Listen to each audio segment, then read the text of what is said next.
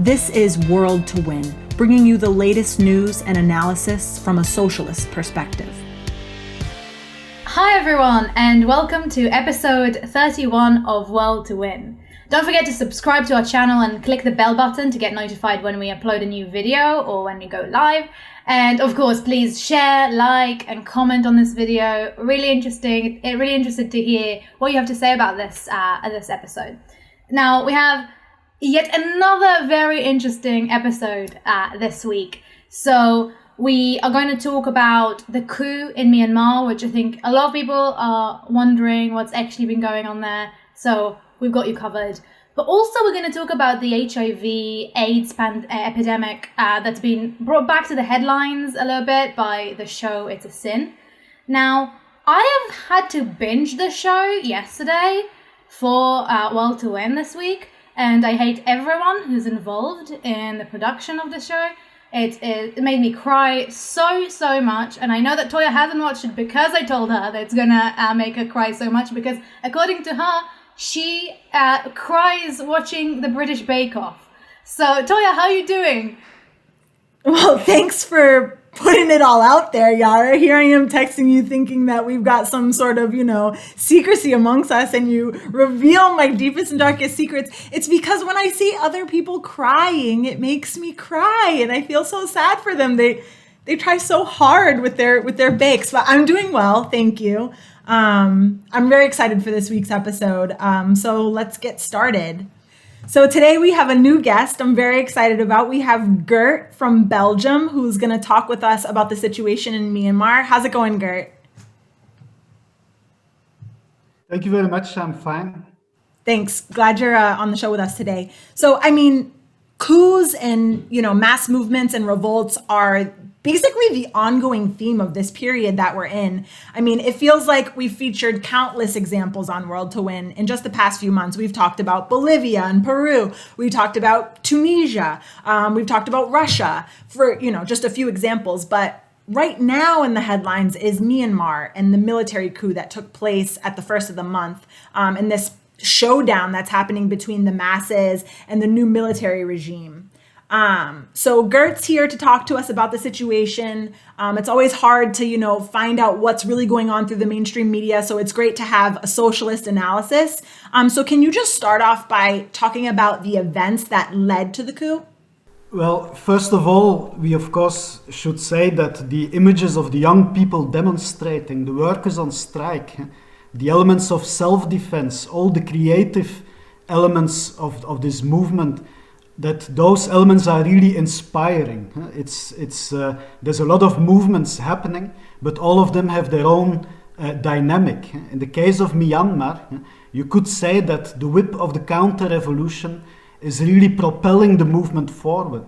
The main reason why the army leadership is having this coup is their refusal to give up its political power.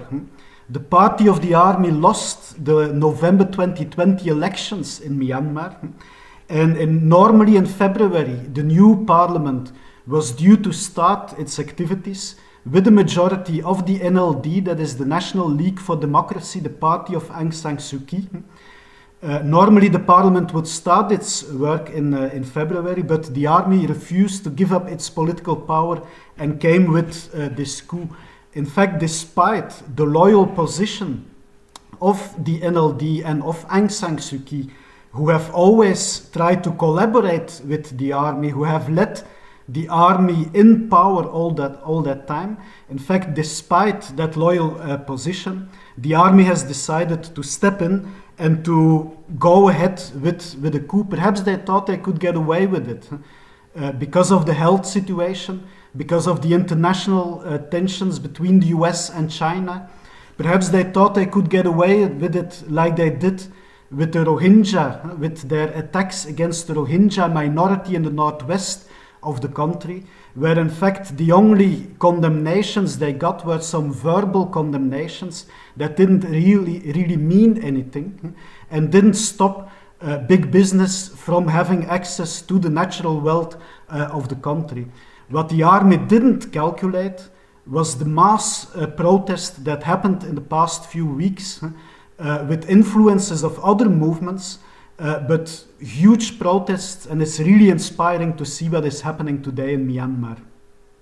Yeah, thanks so much. I mean, I remember reading, years back about the leader of Myanmar, Aung San Suu Kyi, and about her position with the Rohingya people. And, it was, talking about the basic genocide that happened with this group of people. And, on the same token, she has a Nobel Prize.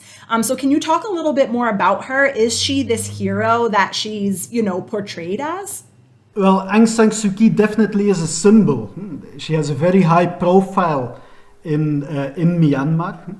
The people rightly demand that she would be liberated from prison, and of course we defend this demand as well. Aung San Suu Kyi and the NLD leadership should immediately be released. At the same time, we have to say that this coup also shows the failure of the strategy of Aung San Suu Kyi. She has always defended the idea of working together with the army, of dialogue with the army, and now we see that, in fact, this cooperation only came from one side. It was Aung San Suu Kyi who collaborated with the army, but as soon as she became a problem for the army didn't hesitate to put her back in house arrest, to put her back off the scene. So in fact, after this coup it will be difficult, depending on how it goes, of course, but even if the army coup is defeated because of the mass movement, it will be difficult for Aung San Suu Kyi to convince the people just to return to collaboration and dialogue with the same army that has done this coup. So that's an important point, I think. The other element of the failure of the strategy of Aung San Suu Kyi is the fact that by collaborating with the army, she has defended the attacks against ordinary people, against workers, against poor people in Myanmar. She also has defended and justified the atrocities against national minorities, including the Rohingya people in the northwest of Myanmar. We have consistently been opposed to this. In fact, I think that International Socialist Alternative was the first force in Europe to protest against the genocide against the Rohingya people. We did in 2015 here in the beautiful city of Antwerp, with people from Kashmiri background, Kurdish background, Tamil background, and so on. So we have a consistent history and record of defending the oppressed and going against the policies of oppression, including the policies of oppression that have been implemented by Aung San Suu Kyi and the NLD. So, I think we should say this is not how our heroes would look like. Yeah, I think it's really important to, every time we talk about kind of like a conflict between forces, it's always important to make it clear that we don't have to pick a side in order to support certain things, and we can be critical. And I thought, when there's a movement like this, I think it's particularly important. So I want to ask you, because the movement seems to be growing both in strength, but also in scale. So what do we think we have in store for the next few years? Once the genie is out of the bottle, it is difficult to get it back in. That's the first point. For the army, they are in a difficult position. The November 2020 elections showed the lack of support for the army. It showed the weakness of the side that is now trying to attack. It's always more difficult to attack just after your weakness has been shown. It will also be difficult for the army leadership to contain the protest by just promising new elections in 2 or 3 years' time, like they did with previous mass movements in 1988 and 2007. They were able to contain those movements with these promises of new elections. But it's more difficult to do that just after elections. We have had the November 2020 elections. The people haven't forgotten. So that will make it more difficult for the army to do that, to stop the movement. They can try to use mass repression, and there are elements of this. but this can push the movement even further forward. It can create frictions within the state apparatus, and it is important that we already have seen the first elements of police officials joining the protest, policemen in uniform speaking to the protests. That's important elements. So I mean, the army is in a difficult position, but we also know that the ruling class, they can be very flexible. They can find new ways to defend their rule. So the real decision will come from the mass movement. That was the title of the first article we published on Myanmar already a few days ago. The title was "Mass Protest Will Be Decisive." And since then, the scale of the protest has become bigger. Young people play an important role in this, but the workers' movement is also playing an important role. The workers' movement is not very organized in Myanmar, doesn't have a tradition of strong trade unions and so on, but the appeals of the teachers, the medical workers to go on strike got a huge echo amongst the whole population. The doctors played an important role, like they did in Sudan already in earlier mass movements. This is also returning in Myanmar, but it's going further than in many of the other examples of mass movements we have seen in the recent period. So this element of strike movement, that is very important. It means that the working class is getting organized as a class with the dynamic and the creativity of the young people, with the use of the strike weapon, a conscious use of the strike weapon, also in the copper mines and in other places in the country. And I think on that basis, it is possible to get organized and to develop a political program, and it's possible to obtain a victory in this movement. And that's very important for us, of course, to see this potential and to follow closely the events, to see how we can obtain a victory in Myanmar, which immediately would have an impact in the whole region, but also internationally. So this struggle will be very important in the coming weeks to follow.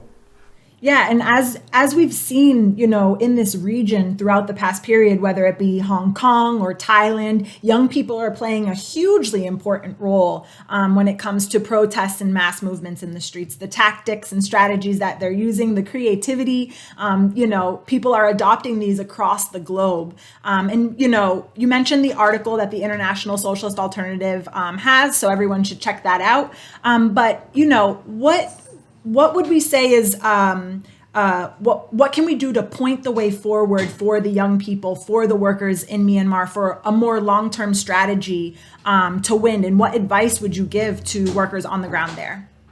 The first advice, I think, to the young people demonstrating today should be, don't make the same mistake your parents made. That should be an advice in general to a lot of people, but especially in this movement, given the fact that the biggest movement in the recent history has been the movement in 1988, with the student movement leading up to a general strike, with the potential overthrow of the army, but the power of the army was not fully broken in 1988. The new generation today needs to be aware that if they want to get rid of the army, you need to fully break up the power position of the army, its political power, but also the economical power of the army which has an important role in some of the key sectors in the country. So the key sectors of the economy in Myanmar should come in public hands, should come in the hands of the people who are now showing on the streets that they are able to coordinate, to organize, to take society in hands. They need to do more than just win the political power, they need to win the power on the economical system as well. And the movement, of course, the movement can also learn from the movement in 1988, when strike committees were set up, people's committees to defend the villages. This sort of self-organization is very important. It needs to be coordinated, brought together, used as platforms for political discussion, for democratic discussion on what sort of system that we do want. Because it's not enough to say what we don't want. It's clear we don't want a dictatorship by some crazy generals from a regime that has Orwellian elements in it. Of course, we don't want that, but what do we want instead of that? That should be an important point of discussion in those committees, in the coordination of those strike committees, people's committees, and so on. The country has a huge natural wealth. The country has a young, dynamic working class that is showing its creativity, its dynamic, its force in this movement. Bring all those elements together and potentially Myanmar could be a very rich country if all these elements would be used in the interest of the majority of the people. That is the sort of socialist alternative that we want to discuss with young people and workers in Myanmar and the rest of the world, but especially in Myanmar. If anybody in Myanmar is watching this, please contact us to discuss how we can continue this movement, what sort of lessons we can take from other movements internationally, and how we can obtain a victory, because this could really change the situation in the country and in the region, and that is something in which International Socialist Alternative wants to contribute. Thank you so much. I think this is so important, so interesting. And I think this call at the end to get as many people who are listening, and especially people who are based in Myanmar, to contact us so we can actually organize for the solution is extremely important. So I want to kind of reiterate that, and please, anyone who lives in Myanmar, if you're watching this, and anyone who wants to support our struggles internationally as well, no matter where you are, please contact International Socialist Alternative and join the struggle. So thank you so much, Geert, for coming on the show today. Hopefully see you soon. And now we're going to move to the second part of our show, which is going to focus on the HIV and AIDS epidemic in the 80s. And it's kind of like a discussion that started up again after Russell T Davies' show, It's a Sin, that has become really popular and talks exactly about those issues. It follows a group of young gay men living in London from 1981 to 1991, during the peak and the start and the peak of this epidemic. And I think that many people, first of all, it's obviously a heartbreaking show, but I think a lot of people noticed how kind of like, especially I think younger LGBTQ plus people, noticed how it's a thing that's not really talked about. We know that the AIDS epidemic happened, but the way that it's happened and the way that it's progressed is really kind of brought to life through this show. And I think it's really clear, and even in the show itself, it's mentioned how the history of the LGBTQ plus community is often pushed to the side and not talked about in history. So I think this show is really important in bringing those subjects up for the public. And I'm really excited that we're here with International Socialist Alternative members. We've got Steve from the US. Hi, Steve. And we've also got Liat from our section in England, Wales and Scotland. And we're going to discuss the show, but also the AIDS epidemic and crisis as a whole, and the impact they had on society and particularly on LGBTQ plus people. So, Liat, I want to ask you the first question. So I think It's a Sin was viewed in its entirety by more than 6.5 million times. So I think that makes it Channel 4's most binge-watched series ever. Why do you think it's so popular? Yeah, so I think the reasons that you mentioned just are really impacted the reason it's so popular. I think people are crying out for this sort of media, for stories about real LGBT plus people, their lives, because these are things which aren't really talked about in the media too often. And it also focuses a lot on community, on friendship, and ultimately on solidarity between marginalised people. And I think that in the current circumstances with COVID, I think that is particularly really appealing to people, seeing the way that community can bring people together, that we don't have to be divided. We can all work together to sort of campaign against something which is bigger than us, and fight for our survival essentially, because that's what young LGBT people had to do in the 80s. It was a fight to survive. So lots of us relate to that. I know it's particularly gut wrenching in parts. It was particularly hard hitting because there's a lot of pain for particularly LGBT plus people when HIV and AIDS is discussed, because it really did run rampant throughout our community, and I think it touched everybody who was alive then, and even touched the lives of people like myself who weren't alive in that time period. There's a sort of collective trauma, as it were, about the issue. And I know I found the scene in the last episode where Jill discusses with Richie's mother about shame and how she introduced shame into his life and how she was at fault for the situation that Richie ended up in. And that was particularly hard-hitting because it cuts to the heart of how society treats LGBT people and how it treats gay men, and why it puts us in that position. And I think there's one reviewer who said it's not really a drama about AIDS, it's a drama about homophobia. It illustrates the fear, hatred, and intolerance of homosexuality is what ultimately killed these people. HIV and AIDS might have been the virus, but homophobia was what allowed it to happen, was what allowed it to spread rampant throughout the community. And that's what led to so many people dying and so many gay men dying alone, unfortunately, in that time. So as Yara mentioned, I can't watch TV like this. It's just too heartbreaking for me. Steve, I'm not sure if you've seen the show, but I was wondering if you haven't? Okay. Well, it's very popular in Britain, apparently, but I can't bring myself to watch sadness on TV. I have to laugh and be happy when I'm watching TV.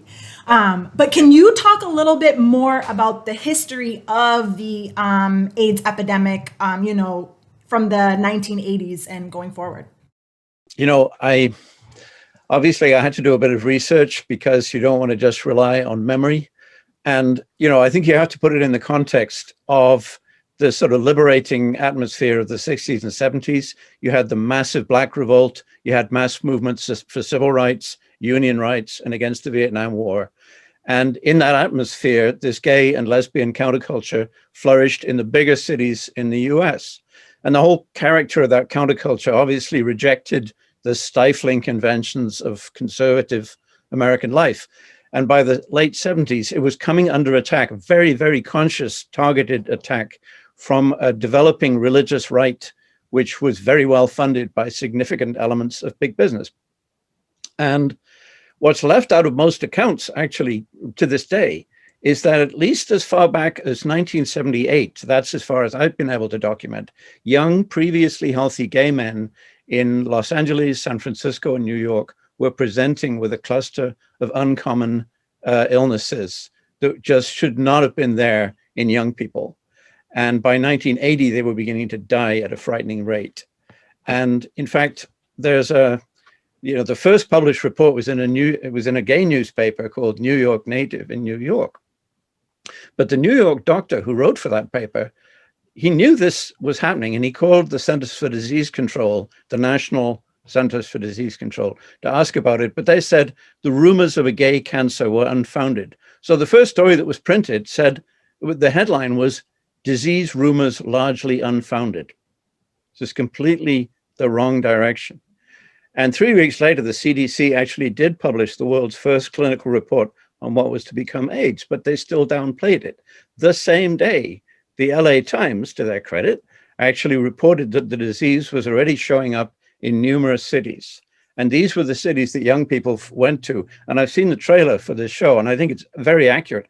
Young people went to the big cities because that was where they could live away from, homophobia and literally the danger of being beaten to death for their sexual preferences, which was absolutely a thing.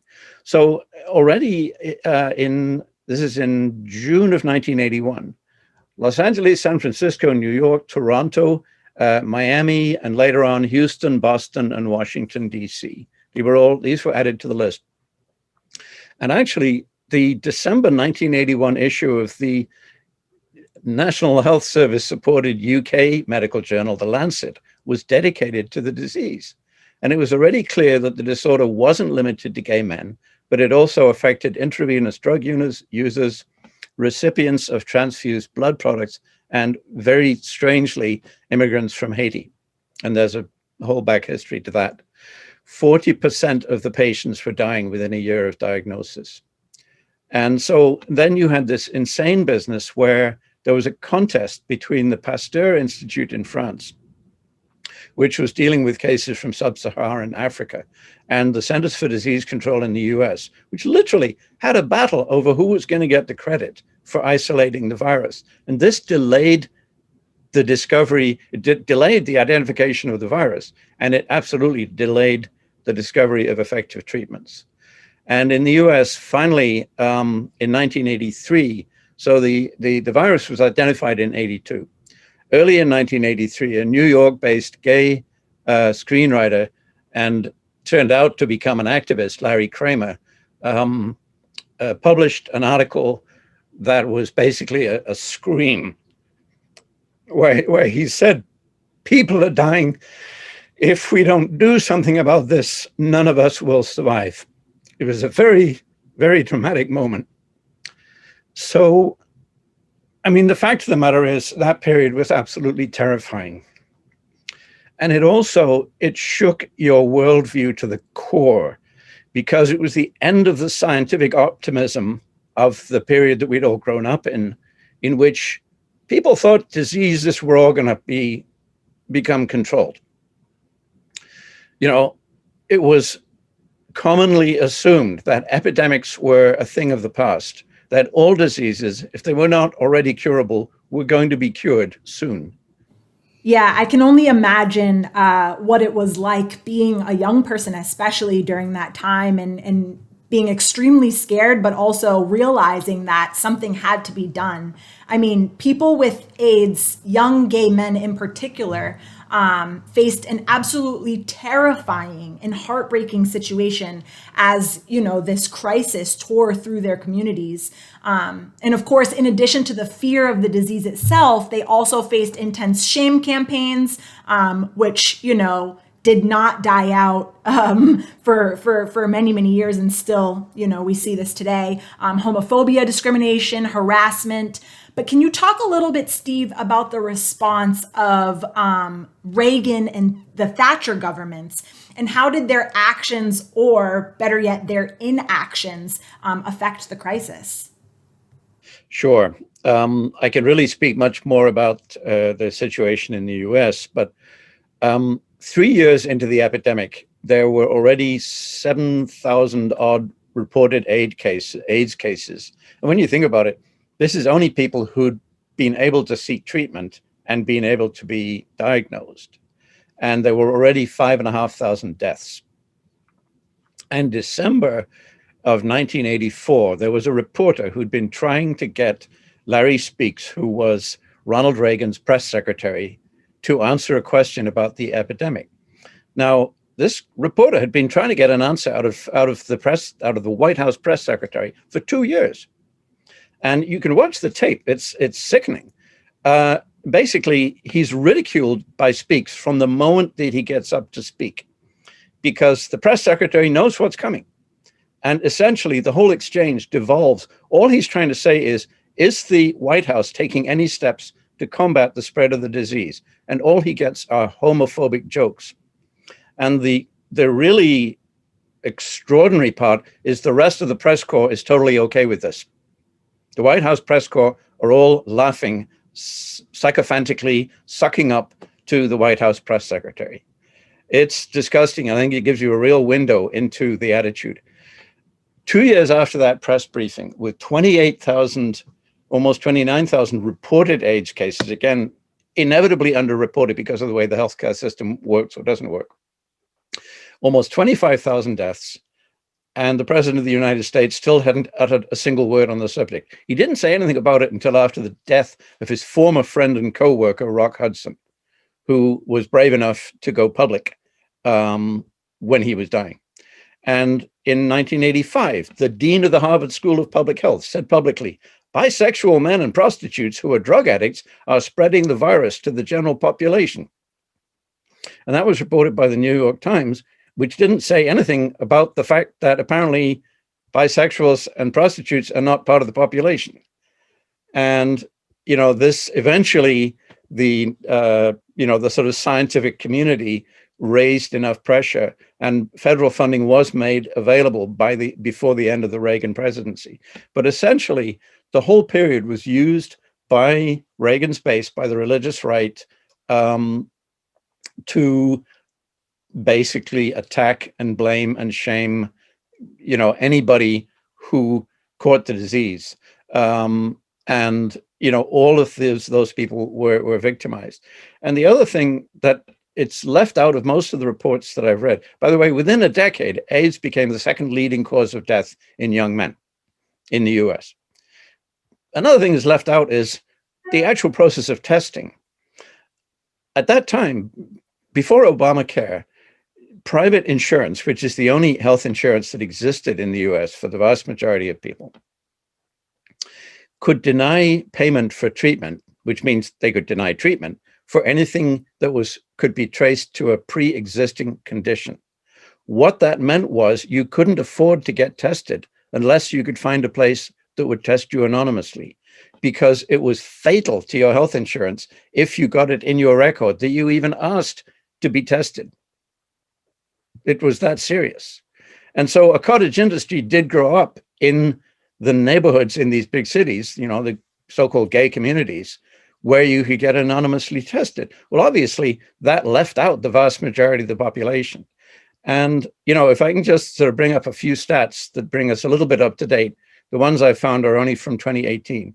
As of 2018, 700,000 people had died of HIV/AIDS in the US since the beginning of the epidemic. About half of them, 55%, of the people of the HIV positive population are men who have sex with men. Among newly identified HIV cases in gay and bisexual men, 39% are African American, 32% are white, and 24% are Latino. Now, only 13.5% of the US population is Black. Only less than 17% of the US population is Latinx. And there are a few studies in which they studied trans women in the United States. 27.7% of trans women who were studied tested positive.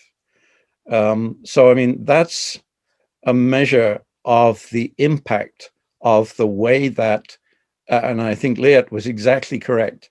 It wasn't, the disease could not have killed the way that it did and been as discriminatory as it has been if it wasn't for initially homophobia, but then also the massive impact of racism in American society and the massive inequality in the receipt of medical care. You cannot separate these factors from it. Thank you so much. I think this is really, really important because I think we talk a lot about this now and in our previous episode talking about the pandemic, about how it's really easy to dismiss those major crises, the medical crises, as just like something that happened naturally. But the number of deaths, the way that it's kind of progressed is all to do with the way that governments have dealt with it and with the way that society has exacerbated this problem through the way that the ruling class has withheld information and allowed for horrors, like some of the horrors that you've described, and also a lot of the horrors are shown in It's a Sin, like, it wasn't just medical insurance, it was also when you get a mortgage, you couldn't do that if you were gay. Like, it's really easy to forget that homosexuality was only legalized in the UK about 15 years before. It sounds so far away, but the way that the government has dealt with it, and the way that kind of like the discrimination and homophobia in society has exacerbated these issues of locking up people, burning all of their stuff, is really, really glaring when you talk about this epidemic.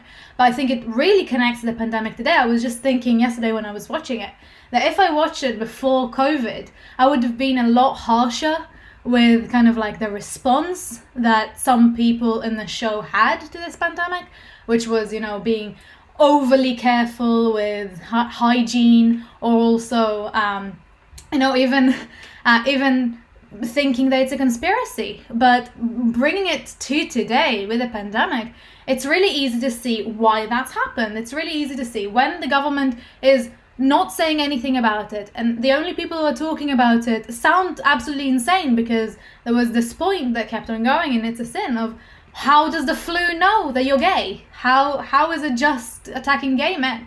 And I think it's a really natural thing for groups in society, and especially, like you said, groups in society that are even more discriminated against, to kind of question the government and question medical information and question the people who they see as the enemy, they see as the people who perpetuate their position. And when you've been attacked for your sexuality for so long, it's really easy to say, well, this is just them trying to make us not have sex. And I think it's really important to connect it to today. But also, I think once this epidemic has grown bigger and became clear that it's really happening, even though the show itself isn't a political show in a way, in a sense, it's talking about political issue, but it's essentially a show about that group of people. We still see some of the political things that happened at the time.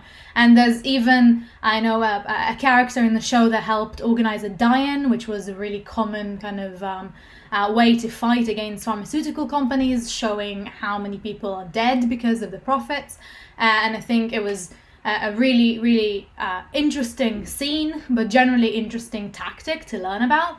So, Liat, I was wondering, can you talk a little bit about the organizing and the movement that emerged during the fight, and kind of how gay men and LGBTQ plus people generally were fighting against both the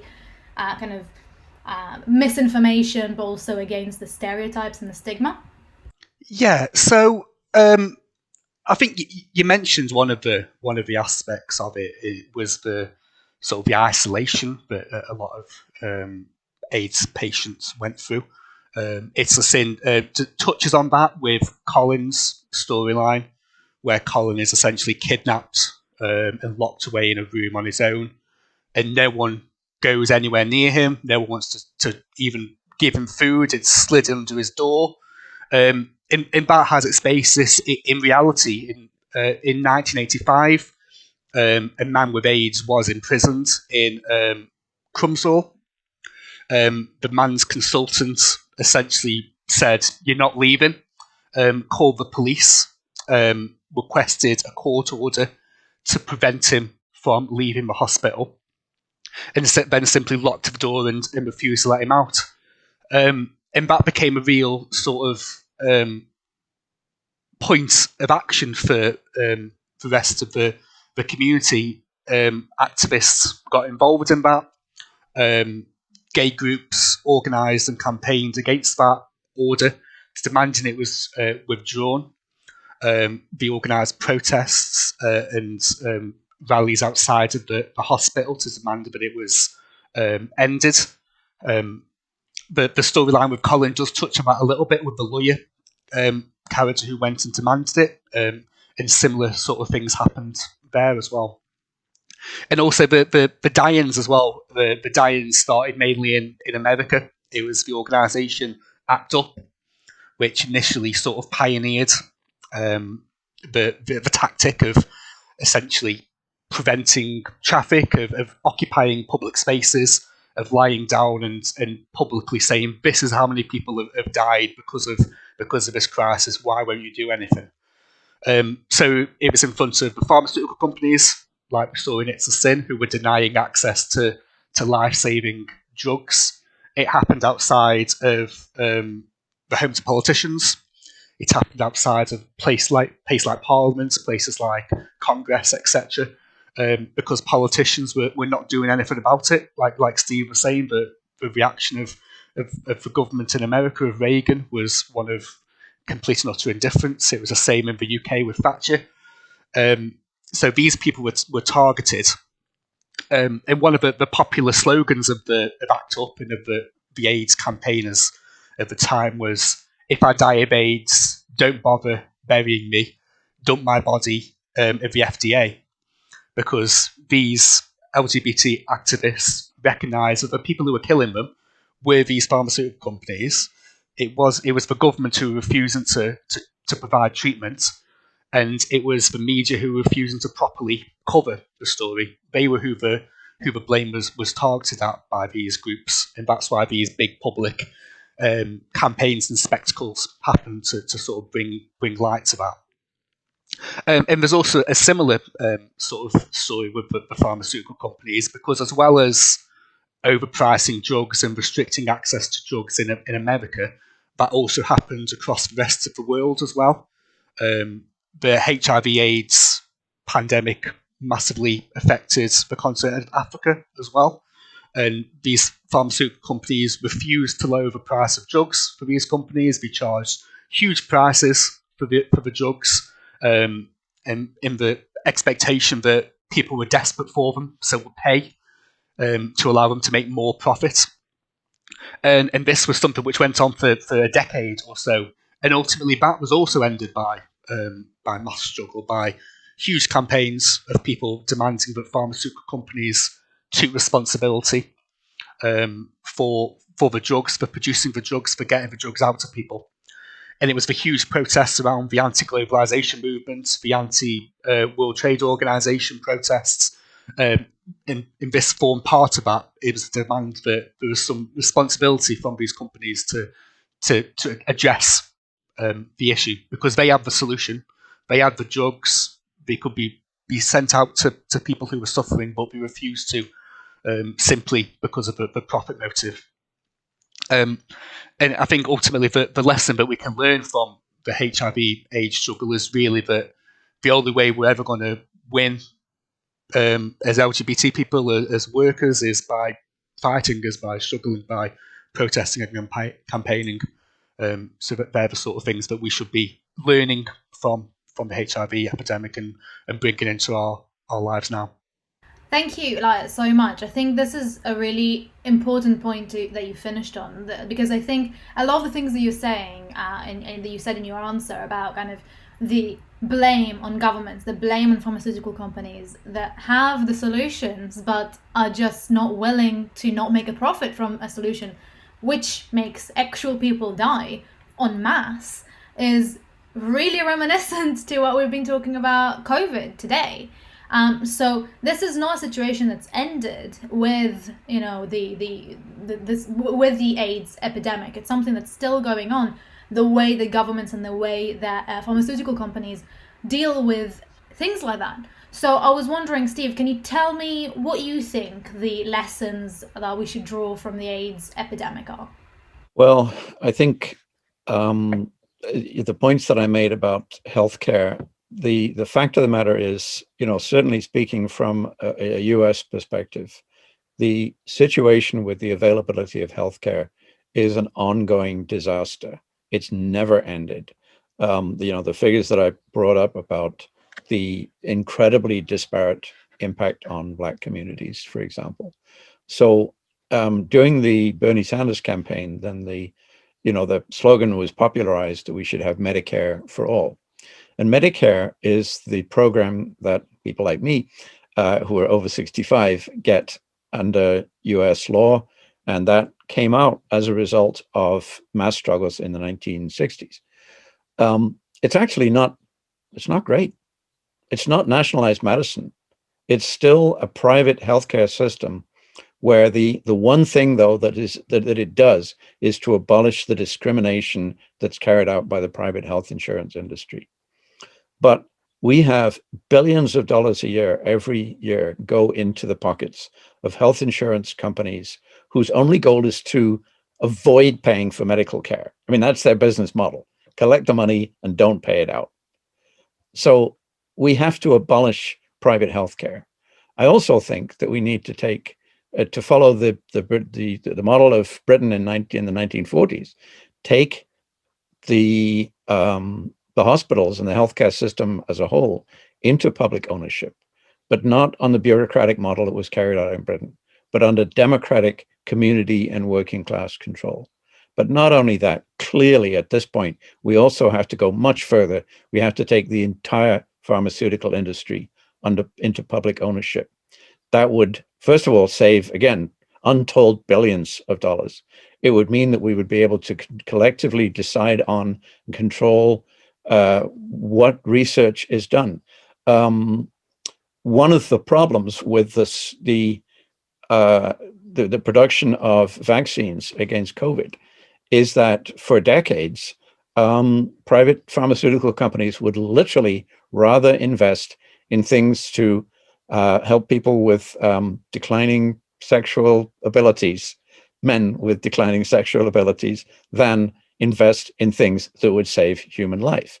And in fact, the research that is now going to make billions in profit for the two leading pharmaceutical companies began in Hungary, by the way, under a deformed worker state. But it's a Hungarian researcher, a woman, who originally came up with the basic concept that underlies this new research. That is just some indication of the secrets that remain to be unlocked if the resources are dedicated to actually finding out what needs to be discovered. And clearly, if you extend this to the neo-colonial world, access to clean water, an end to the environmental destruction that's creating these diseases. And obviously that's opening up a huge topic. But I think that gives us a general idea of the direction in which we have to go. Thank you, comrades. Thanks so much to the both of you. There's so much to talk about here, but we only have, such a short amount of time. But this was really enlightening and educational. So yeah, I want to thank you both for coming on the show with us today. Thanks, comrades. And now for the shout out of the week. As you may remember, 2 weeks ago, we had a discussion on what was going on in Russia with the protest movement. So if you didn't see that episode, you should totally check it out. And this week, we're shouting out our supporters in Russia who have been fighting back against the oppressive, arrests that we've been seeing across the country. 10,000 protesters have been arrested, including 7 of the International Socialist Alternative supporters. And so you can send message of support and solidarity and to help with some of the fines, because one of our supporters is facing 7 days in prison. And you can send them on Telegram to @Harron, which is HARRONN, and that's to Djavid. Or you can email the International Socialist Alternative supporters there, and the email address is below. So you can check that out to send messages of support, solidarity, or again, if you want to help with some of the fines. And so solidarity to everyone in Russia who is fighting back and continue to build the movement. As we know, movements in the street are so important. We talked about with Myanmar, and we're seeing across the globe. So everyone tune in next week. Make sure you subscribe and click the bell so you know when we put up new content. Share this video, and we'll see you again next week. Same time, same place. This is World to Win. Every Sunday, we broadcast with speakers from across the globe, bringing you the latest news and analysis on the fast-moving global events from a socialist perspective. Subscribe to the International Socialist Alternative's YouTube page and click the bell to get notified when we go live for a new episode. Like us on Facebook and follow us on Instagram, because there's a lot to do and we have a world to win. When we fight! When we fight! When we fight! Solidarity!